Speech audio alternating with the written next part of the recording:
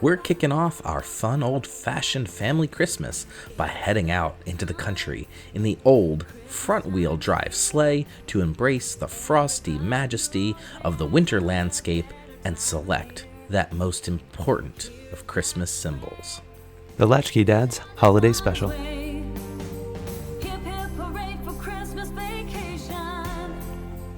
Hello everyone, and welcome to another episode of Latch-Key Dads.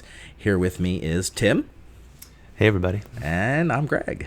Hey Greg. How's it going, man? Pretty good. How about you? All right. So, it's getting around the holiday time, and we, getting our Christmas tree, doing what we do, our Hanukkah bush and all that good stuff. And, one of the best things about Christmas, I think, is the movies, right? Sure, yeah. And it got me thinking about one of my all-time favorite, and I think it's now a cult classic, is, of course, National Lampoon's Christmas Vacation.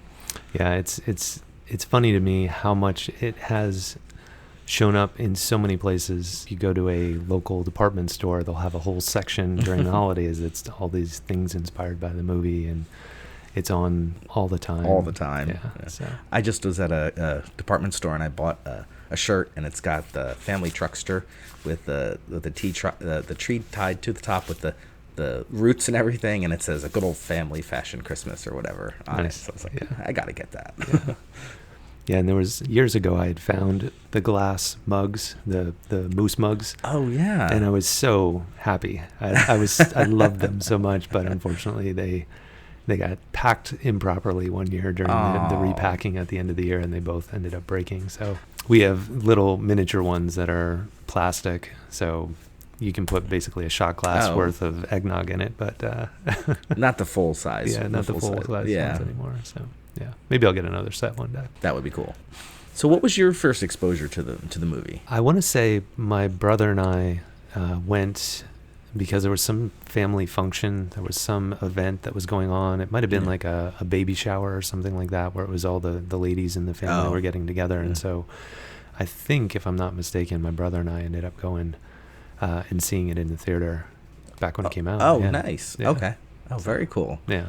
And did you know it was going to be like something big, or did you just think it was just another movie? I think we just thought it would be funny, and I mean, back then there weren't so many movies that were out all at once. You know, there might have only been a handful of movies out, and maybe one or two of them would have been movies that we would have wanted to see. So it just sort of was like the one that made the most sense for us to go see. And I do remember it being funny and enjoying it the first time, and obviously I've probably seen it 200 times since then. So. At least, right? Yeah. I didn't see it in the theater, but I remember, I was a card-carrying member of Blockbuster, and I did rent it at Blockbuster one time with my brother, and the scene with the sled, just I died laughing. I mean, me and my brother, tears rolling down our faces. So I kind of knew right away it was a great movie. Just that one scene solidified it for me. Yeah. There's so many of those great scenes with. Cousin Eddie is just a gold mine of just classics. His outfits too are just amazing, spot on. Yeah, the dicky and all the tight pants, so green pants. It's great. Yeah, and even when he's taking him through the department store and the bags of chow, I think it's some old Roy. I think it is. Yeah, the dog chow that he keeps putting on the cart. So good. Get yourself something nice. Yeah. I made a little list here. It's alphabetized. Yeah. There's, and I know, we've seen it so many times as a family and extended family, and there's so many lines that we'll just throw out throughout the year that are just classics. Absolutely. Yeah. What are some that you remember? I think one of the ones that my brother and I say to each other all the time is, you want something you can be proud of, don't you, Russ? Sure you do. And, hey, Grizz, you're not doing anything constructive. Go in the living room and get my stogie. That's a good one. So, how about you?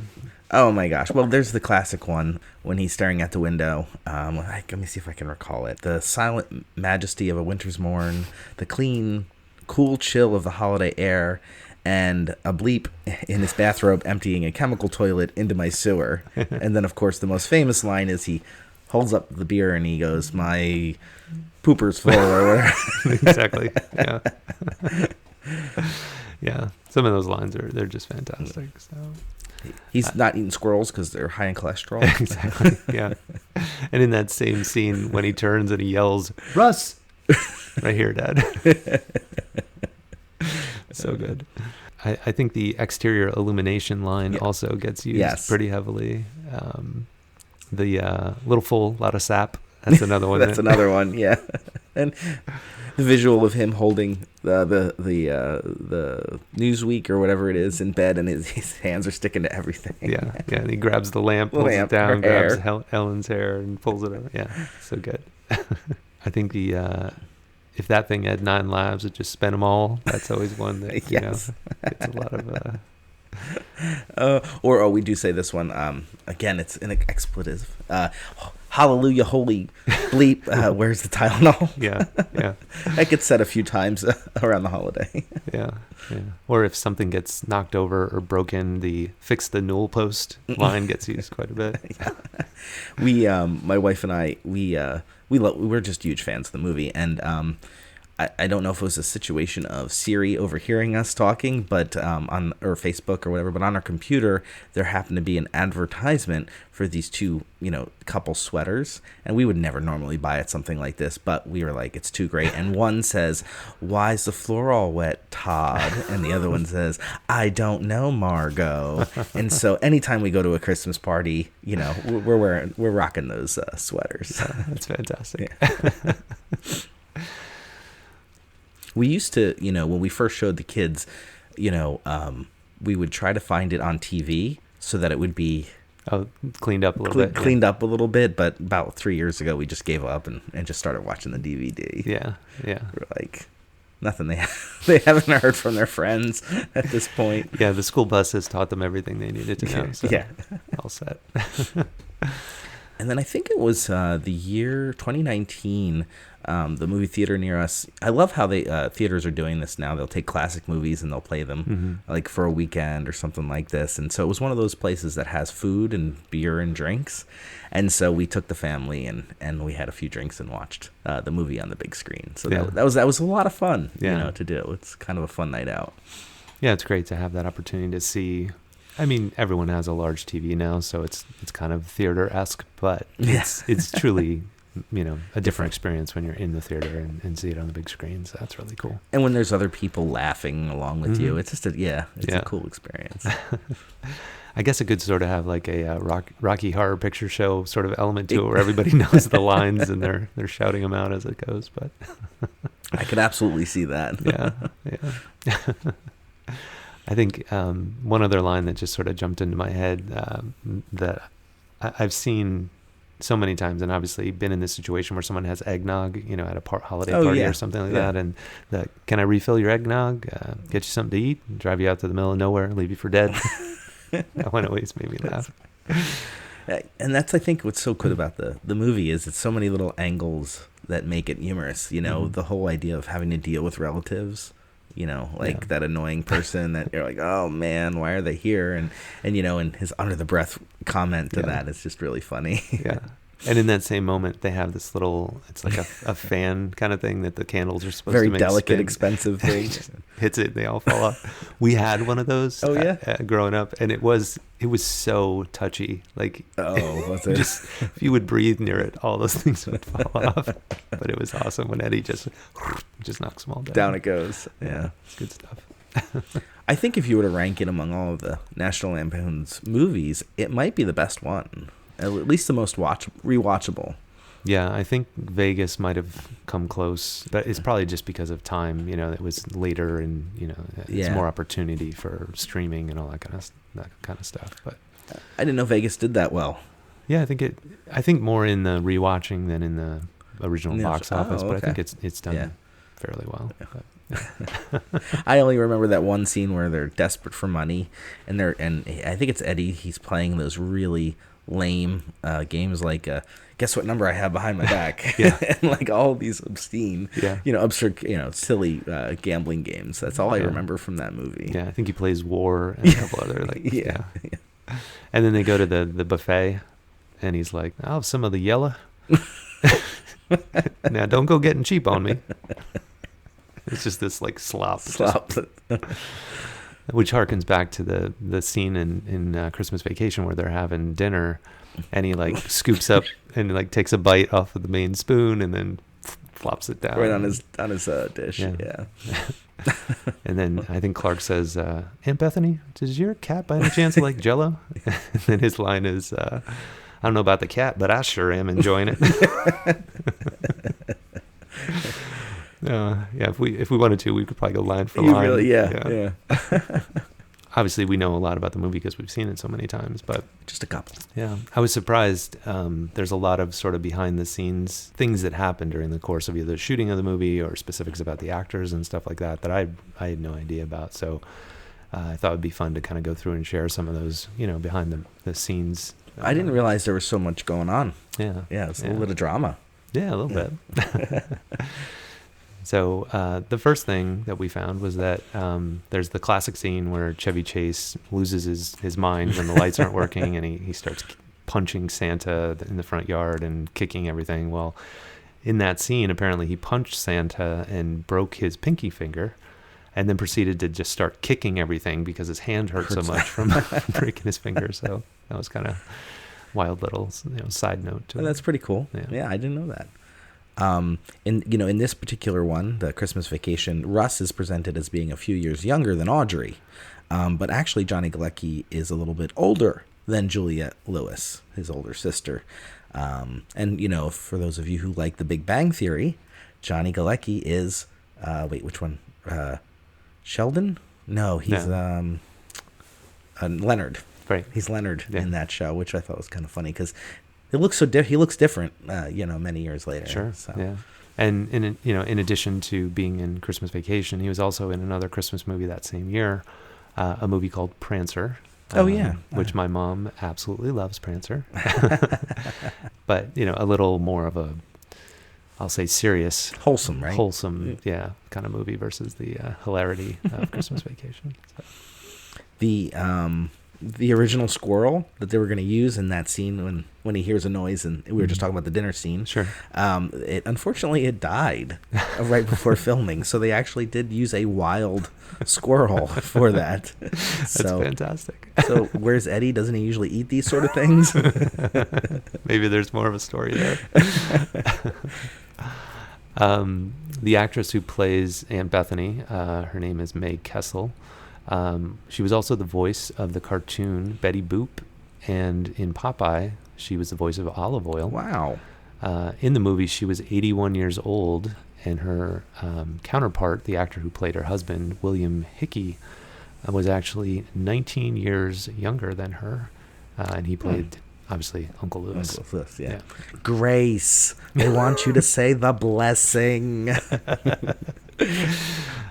Grace, she passed away 30 years ago. We are nerds about this movie. The Griswold house may look familiar because it was also used in the movie Lethal Weapon. And it was part of a set also used in other movies like Pleasantville and American Beauty. Cool. So if it looked familiar, now you know why. There's a bunch of lines and actions during the course of the movie that were actually improvised. One that was very notable is at the end of the sled scene when they focus in on Eddie and he just goes, "Bingo." That was just a line that he threw out there, not part of the original script. Oh, that's pretty cool. And then also the scene where they get caught, having Mr. Shirley in their home at the end. Oh, the police yes. bust in. Yeah.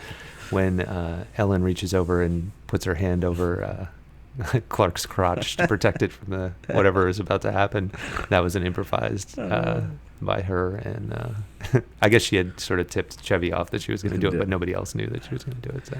Well played, Beverly D'Angelo.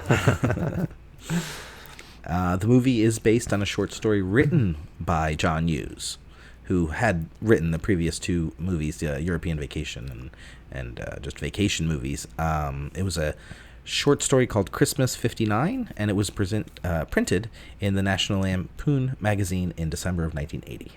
Nice. The original director, Chris Columbus, who we've mentioned before, who would eventually go on to direct movies like Harry Potter, he dropped out claiming that Chevy Chase was impossible to work with. But the John Hughes, who wrote the story, would then give him another shot later in directing another Christmas classic, Home Alone, a few years later. So, which is another one of the absolute classics, Home Alone. Yeah, and I think Chevy Chase kind of has that persona of being very difficult to work with. Yeah. I know. I don't know. Are you a fan of Community, the TV show? Mm-hmm. Yeah. Kind of just keeps ruffling feathers wherever he seems to go. Yeah. There were different, we had talked about Johnny Galecki being, and Juliette Lewis being the kids, but the different child actors were used in all of the Vacation movies. This was the only one where Audrey is taller than Russ. Interesting. Yeah. The truck that Clark passes in the opening scenes was also used in another movie in 1987. It was the movie Overboard with Kurt Russell and Goldie Hawn. And the character that Kurt plays is Dean Prophet, and that's his carpenter's truck. And so I guess you can kind of see, if you slow it down, that there's like remnants of the logo. Oh, really? From his that's cool. His business in Overboard. So that's kind of neat. Yeah. Little guilty pleasure of mine as a kid was Overboard. Yeah, I did like that movie. It was fun. The director after Christopher Columbus left was Jeremiah Chechnik, who had never directed a movie before. Makes a brief cameo on it was People magazine. It's a Newsweek, but People magazine when Clark's in bed reading with sap-covered fingers. The movie had a pretty big budget. I think other vacation movies didn't have quite the same level of funds backing them, but it was $28 million that they had invested in it. For a Christmas movie. Yeah. It did end on a relatively big budget. It did reach number 2 in the box office for 2 weeks behind Back to the Future 2. But then it did hit number 1 in its third week, finally making a total of $73 million at the box office. So pretty good showing. Definitely. There was a sequel. It was made in 2003, and it aired on NBC as a made-for-TV movie. The only actor, there were 2 that reprieved their roles in it, and that was Randy Quaid and his wife, Catherine. Played by Miriam Quinn. The 2 of them, they showed up for the sequel, but nobody else did.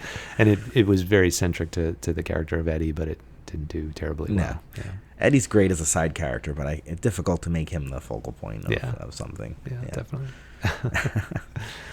But a lot of kind of fun little side notes to the movie that was a great movie on its own, but some fun little tidbits here of what happened behind the scenes. So pretty cool. Thanks.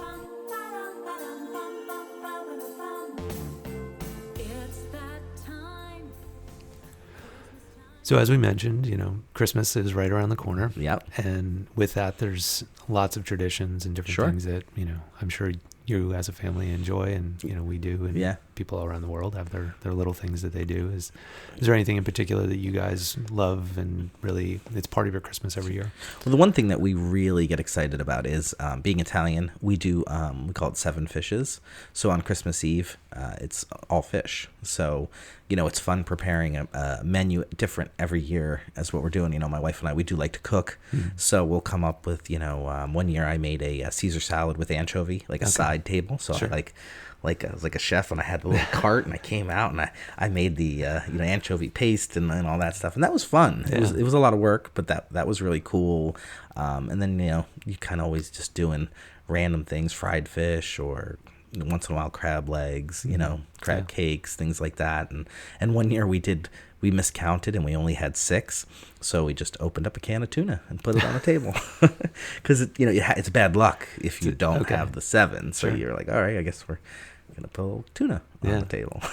And the kids love it. It's fun. It takes a long time to eat because it's like almost like a 3-course meal. You're gonna have a soup, usually some kind of seafood bisque, and then this, and then the cold, shrimp cocktail and stuff. So it's more about this sitting around a table and family centric kind of time. It's a lot of fun. Yeah, that sounds awesome. What do you guys usually cook? I mean, for the Christmas Eve, it's sort of evolving. When the kids were younger, we'd go to an early service at like 4:00. Yeah. And then we'd come back and we'd have a little dinner, before they would go to bed. And they would go to bed pretty early when they were little. Now that they're older, we go to a later church service or something like that. And so there's been years where we've had different family in from out of town. There was a year where my wife's brother and father had come in. And so they stayed home and they made a dish called musica, which is this pretty elaborate dish. And the two of them stayed home and made this meal for us. And we came back to a nice dinner. Okay. What is it? What's in it? I never heard of it. I'll have to come back. Oh, you don't remember? I honestly, sorry to put you on the spot. I don't remember. I feel like it's, I'd be guessing. I mean, it was good, but the specifics of it, I really don't remember. It was a bunch of years ago. He really liked it, everybody. Yeah, it was fantastic. And, we've done other things where, something you can throw together somewhat quickly when, we'd have like family come over after or something like that. Yeah. So, cheese plates and things like that sometimes. Or I think there were years where I would make a lasagna. Oh, yeah? And then we'd come back and just heat it up and everybody have lasagna. It's easy to get, yeah. So. Can't go wrong with lasagna. Yeah. But the bigger meal for us is always on Christmas Day. We'll go up. When I was younger, it would be generally my mom's side of the family. Everybody would get together and we'd have this big meal. And now that we've gotten older, we have kids, it's more of a smaller gathering. But sure. We still go to my mom's and have this big meal. And turkey or? Usually, I think we do ham. Oh, okay. Yeah. So, but lots of desserts and some pie and cookies and Actually, one tradition that we pretty much do every year is we'll get the Pillsbury cinnamon buns. Oh yeah. And we'll make I have like 3 pans of cinnamon buns like all morning long. And nice. It's just cinnamon buns and more cinnamon buns. So that's a lot of fun. Fresh out of the oven they're so good. Yeah. And over the last bunch of years, my brother has a kind of created a tradition where he'll make pancakes and sausage and maybe bacon and various kind of like a big old breakfast. Yeah. So that's cool. Yeah. What about like any traditions with the kids? I know they're older now, right? They get it. Yeah. But when they were little, did you guys do anything like leaving out cookies and milk? Or? Oh yeah. We'd do they'd get their stockings and hang them up by the mantle and get some cookies, put them on a plate, nice. A little milk, write a little letter to Santa, and we keep that tradition alive. Yep. And Santa gets hungry. Yeah. He's a busy guy. Definitely. We even put out nuts for the reindeer. Oh, okay. Yeah. We did carrots a couple of years. So, oh, nice. Yeah. Okay. Yeah. Keep the reindeer fed. Yeah. Other than that, do you guys do any like Christmas Eve kind of things? The one that still we still make sure we do every year is to read right before everybody goes to bed. Is to read the night before Christmas. I almost said nightmare. Read the night before Christmas. Yeah. It's kind of a nice way to end the night. Yeah. We had a version that was called A Creature Was Stirring.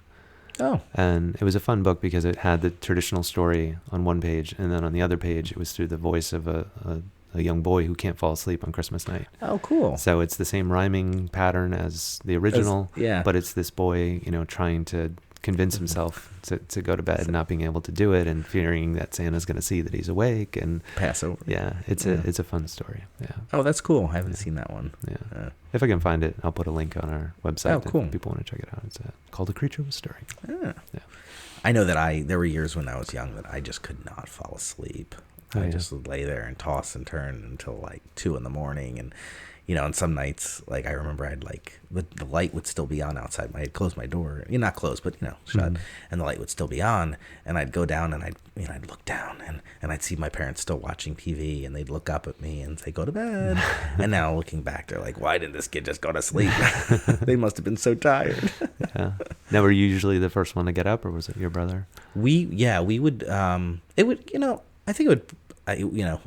We heard the other one, but we were allowed to look what was in our stockings, but we couldn't open any presents until my parents got up. Yeah. And that's what we've done with our kids. Like, you look at all you want in your stockings, but you can't open anything else. How about? Yeah, do you guys similar with us that the kids are allowed to open their stocking, but not until we get they can't open presents until we get up. And as a kid, I was always I was the early one. I'd be up early, and, Yeah. like checking on my brother and sisters, be like, hey, should we get up? Can we get up? And bargaining with my parents to get them to get up early, and so always. I mean, even to this day, it's still there's an excitement that I still feel on Christmas night. Yeah, it's so magical. Fun. Yeah, it really is. Any other traditions? Do you guys do anything fun? Like you play any games, family and friends, or anything? I mean, I feel like things just continue to evolve, as the kids get older and, family gets older, and, some of the traditions that we had when my wife and I were first married and things like that, and since kids. And yeah, I mean, it's just a lot of the similar traditions that I think a lot of people keep. We keep those same traditions. So. Oh, okay. We started a kind of a newer one. It's been probably about 5-6 years now. We've been doing a white elephant because we have all these relatives come over, and Christmas is always at our house for whatever reason. Just always is. So we always have the group of people. So we found a great way is just to have some fun as a white elephant. Mm-hmm. I don't know if do you know what a white elephant is? Yeah. Years ago at one of my old jobs, we would do it at Christmas. We'd do a white elephant, and then. We would do a Christmas party, for a bunch of years back. We would do one at that Christmas party too. Yeah, so it's always fun. If a listener isn't familiar what a white elephant is, it's everybody brings a wrapped gift, and then if there's 10 people, then you pull a number out of a hat, and the first person gets to pick any of the 10 presents, and so on and so forth. But if you're the second person and you like what the first person got, you can steal it from them, and then that person has to pick from the pile again. Right. Yeah. So you can really, it lasts long if you have some good presents. Yeah, definitely. I would always try to get the awful presents, like the weird presents, because you have to mix it up, right? Sure. To have a little fun. Like one year I got the People of Walmart calendar, and I wanted it so bad I specifically made sure I won my own gift. Yeah. Well, and that reminds me of on The Office. There's the episode where they do that, and how it goes off the rails just because of what gifts certain people get. Yeah, and he gets the iPod for. Is that the one? Was that the episode? Yeah, he specifically gets an iPod for. Oh my God! You know who I'm talking about? The younger kid. Yeah, he gets it for Ryan. Yes. Yeah. And then everybody gets upset, and and I think Jim gets the teapot with the note in it for Pam, and then. Dwight is obsessed with getting the teapot. Yes. And, it's so ridiculous. But kind of true to the whole process where I've been involved in a white elephant where somebody gets really kind of attached to a specific thing, and it just keeps getting passed around and taken, and then they'll get it back and it's taken again, and it's a lot of fun. It is. It's a good way to have a fun kind of like game to play with everybody. I have a friend that their family, they do a white elephant, and again, it's, what's the worst thing that they can think of that somebody would get stuck with. And so they found there's these toys where they'll make these obnoxious sounds, dance and sing. And sure. That. And so there's, I think it's some sort of bird or something like that makes this crazy noise. And so one of them had gotten it for the other one, and the other family ended up having it. So now they have this tradition of taking it and hiding it in the other person's house throughout the year. And then they'll get like a text message like, oh, guess what I found in the boot of my, my ski boot or something like that. And it'll be this thing. So it's pretty lives fun. on in infamy, right? Yeah. Nice. The white elephant that just won't go away. Any specific things that you've gotten over the years that were really funny? Or I can't, just some silly things. Nothing great. Kind of drawing a blank, of course, now that you put me on the spot. I got a Chuck Norris calendar once. Okay. Which, if you're ever like at work and bored, look up Chuck Norris memes. They are absolutely hysterical. It was a Chuck, and I mean, it was just I'm reading them out loud, and everybody's laughing as we're going through it, and then the People of Walmart I liked a lot, but. We always get like somebody always bring like because the idea is some people bring really good things and then some people bring really silly things. So then they're passing around the good things and stuff. So like one year my brother bought, and I was like, this is so stupid, dude. He brought a bucket of fried chicken from this place that is right by him, and he's talking about how great this fried chicken is. I'm like, all right. Everybody was arguing over the bucket of fried chicken. I was like, well, I want that chicken, and it was really funny. You just never know what's going to happen. I remember one year at our Christmas party, we had gone through the whole process. It takes, like you said, it can take a while. Yeah. Then the party sort of kept going for a little while longer, and then people started leaving, and then we're left to, clean up and everything. Yeah. And we're going around and people were like stowing them behind couches, underneath things. I'm like, oh, you dirty dogs, you're leaving all these weird gifts behind. I don't want these things.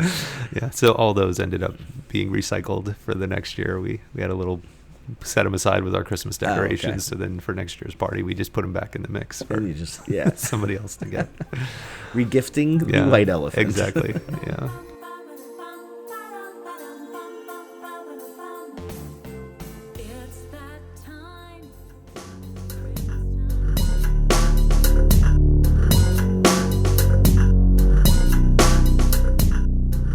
Thanks for listening. Yeah, hope you enjoyed it, and stay tuned. We'll be back again soon. Can't get enough Latch-Key Dad content? Well, check out latchkeydads.com. That's right, Greg. On our website, we've got a plethora of photos from each episode, as well as other interesting links to content that we talk about on the show.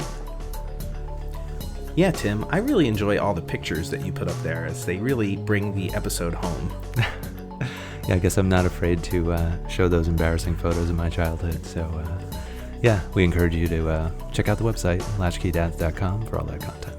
Excellent. And if you have a moment, check out our shop page where we've got really cool keychains for sale. If you don't know what to get your dad for Christmas, the holidays, Father's Day, birthday, check it out. It's a cool gift. Tim, did you know that listeners should like, review, and subscribe to the Latch-Key Dads podcast? No. But now I know. No, I know exactly about it.